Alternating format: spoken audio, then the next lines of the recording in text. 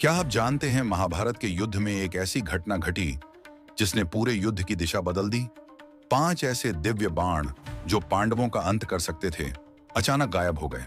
कौन थे इसके पीछे और कैसे हुई यह चमत्कारिक घटना? आइए जानते हैं इस रहस्यमयी कथा को।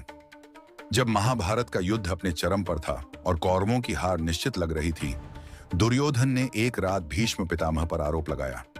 उसने कहा कि भीष्म पांडवों के प्रति अपने स्नेह के कारण पूरी क्षमता से युद्ध नहीं कर रहे। इस पर भीष्म पितामह क्रोधित हुए और उन्होंने 5 स्वर्णिम बाण उठाए।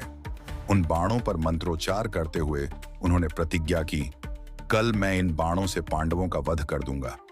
लेकिन दुर्योधन को भीष्म की प्रतिज्ञा पर भरोसा नहीं हुआ।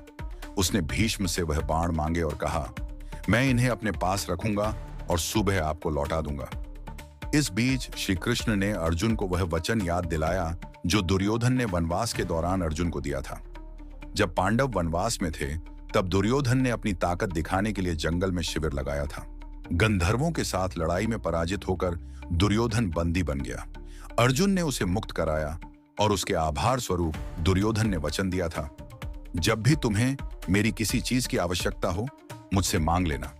अब श्री कृष्ण ने अर्जुन को यही वरदान याद दिलाया और कहा, यही सही समय है इसका उपयोग करने का। अर्जुन तुरंत दुर्योधन के पास गए और 5 स्वर्णिम बाणों की मांग की। दुर्योधन यह सुनकर स्तब्ध रह गए कि अर्जुन को इन बाणों की जानकारी कैसे हुई। जब अर्जुन ने मुस्कुराते हुए कहा, मुझे श्री कृष्ण ने बताया, तो दुर्योधन ने अपने क्षत्रिय धर्म का पालन करते हुए बाण अर्जुन को सौंप दिए। दुर्योधन ने यह सब भीष्म पितामह को बताया। भीष्म मुस्कुराए और बोले, बालक, अब कुछ संभव नहीं। मैंने अपने पूरे जीवन की तपस्या और ब्रह्मचर्य का फल इन बाणों में डाल दिया था, लेकिन श्री कृष्ण की इच्छा सर्वोपरि है। महाभारत की इस कथा से हमें यह शिक्षा मिलती है कि ईश्वर की इच्छा सर्वोपरि होती है। श्री कृष्ण का अपने भक्तों के प्रति प्रेम और धर्म की रक्षा के लिए उनका त्याग हमें जीवन के गहरे रहस्य सिखाता है।